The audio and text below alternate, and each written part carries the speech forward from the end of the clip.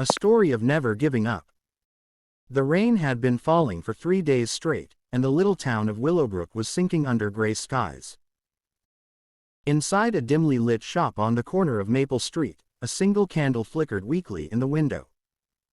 The sign outside read, "Lila's Candles, bringing light to the dark." But lately, there wasn't much light left, in the shop, or in Lila herself. Lila had started her candle shop 5 years ago with nothing but hope and determination. It was her dream, to create something beautiful that could bring warmth into people's lives. Her candles weren't ordinary. Each one had a unique story, named after emotions like joy, courage, peace, and faith. At first, business bloomed. People came from nearby towns to buy her handcrafted candles. But then the new shopping mall opened across town, filled with bright lights and mass-produced items that cost half as much. Within months, her shop began to fade into the background like an old photograph. Now, with unpaid rent piling up and only a few candles left on the shelves, Lila sat behind the counter, staring at the rain outside. Just as she was about to blow out the last candle in the shop, the door creaked open. A tall, older man stepped in, shaking off his umbrella. His clothes were simple, but his eyes had a calm wisdom that made him seem somehow larger than life. "Are you still open?" he asked. Lila forced a small smile. "For a little longer, I suppose." He walked around, examining the candles, picking one up and smelling it. "These are beautiful, handmade." "Yes," she replied softly. "But beauty doesn't sell much these days." He chuckled. "Ah, but it always finds a way to the right people." The man picked up a candle labeled, "Hope." It was one of her oldest designs, slightly dusty but still perfectly shaped. "How much for this one?" Lila hesitated. "You can have it. Consider it a gift." He shook his head. "No gift. Every light deserves to be valued." He handed her a few bills, more than what the candle cost.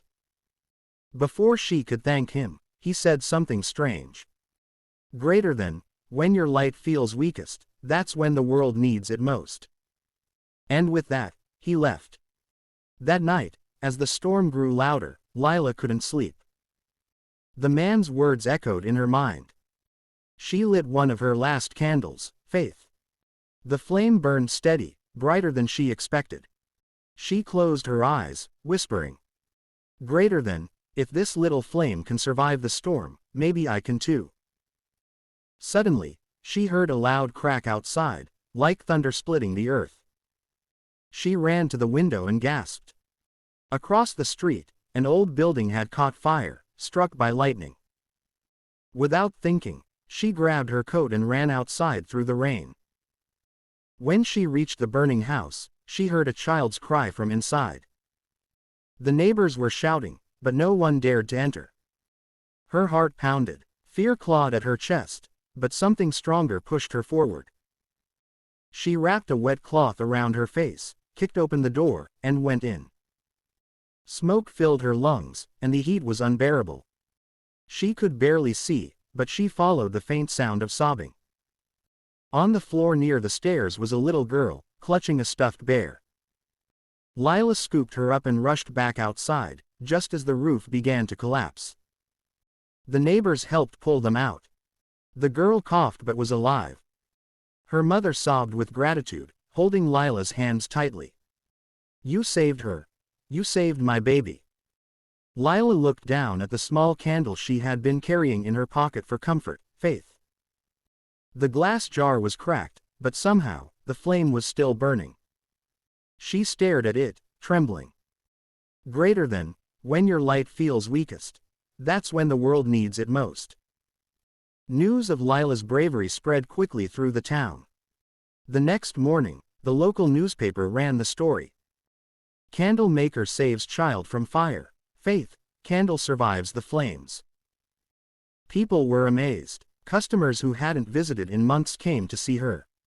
Some came to buy candles, others just to thank her. One woman said, "I want the same candle that gave you courage." Another said, "Your light saved a life." I want a piece of that light for my home. By the end of the week, her shelves were empty again, but this time, because everything was sold out. One afternoon, as she was cleaning up, the bell above the door rang again. It was him, the old man who had bought the Hope candle. Lila smiled widely. You came back. He nodded, eyes twinkling. I see your shop is shining again. I don't know how to thank you, she said. Your words. They changed everything. He walked to the counter and set the Hope candle down. It had been burned halfway, but the flame was still bright. I didn't buy this candle for myself, he said.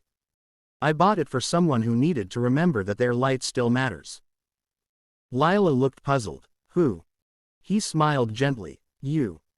Her eyes widened. You mean? I came here that night because I felt drawn to this place. I saw the last candle flickering in your window, fighting against the storm. It reminded me of someone who once gave up too soon. I didn't want you to do the same. Lila's throat tightened. Who are you, really? The man chuckled softly. Just someone who's seen darkness, and learned that light always finds a way. Before she could ask more, he turned and left. When she ran outside, he was gone, as if he'd disappeared into the mist. From that day forward, Lila's candles became more than a shop, it became a symbol of resilience. She started a new series of candles inspired by her experience: faith, courage, hope, rebirth, and light in the storm. Each candle came with a small message inside the box. Greater than, even when you feel burned out, your spark can still ignite someone else's fire. She hired local teams to help her make the candles, giving jobs to those who had dropped out of school. She began teaching free workshops, showing people how to make candles, how to find beauty in creation, and how to turn failure into flame. The same neighbors who once pitied her now admired her strength. And whenever it rained, her shop windows glowed like a beacon, a reminder that no storm lasts forever. 10 years passed. Willowbrook grew busier, brighter, and more connected. But one thing never changed: the little shop on Maple Street, with its warm golden light. One evening, as Lila was closing up, a young man entered. He looked nervous, holding a small box in his hand. "Excuse me, are you Ms. Lila?" he asked. "Yes," she said kindly. "How can I help you?" He opened the box and showed her an old, half-burned candle, Hope. "My grandfather gave me this candle years ago," he said. "He told me it came from someone who saved lives with her light. He said, if I ever lost my way, to come find the woman who made it."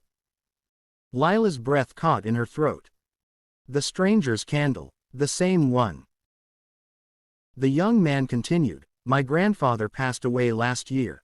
I've been struggling ever since. I lost my job, my confidence. I almost gave up, but then I found this candle again, and I felt like I needed to come here." Lila smiled through tears. "Your grandfather was a wise man." She walked to the shelf and took a new candle labeled, New Beginnings. She handed it to him. "Take this one," she said. "Light it whenever you feel like quitting. It's not the candle that gives you hope, it's the reminder that your light still matters." The young man nodded, eyes filled with emotion. "Thank you, ma'am. I'll never forget this." As he left, Lila looked at the candle he had brought, Hope, now completely burned out. But somehow, she didn't feel sad. Because she understood something she hadn't before. The flame may die, but the light lives on in others. That night, as she locked up and looked out at the rain, Lila whispered the same words that had once saved her. Greater than, when your light feels weakest, that's when the world needs it most. She placed a single candle in the window, not for customers, but for anyone walking through the dark who might need to see that light still exists. And in that soft glow, the town of Willowbrook found its peace again, one small flame at a time. Moral of the story: sometimes, life will test you so hard that your flame feels like it's going out. But even Smallest spark can light up someone else's darkness.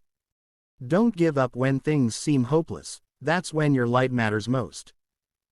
Thank you for watching.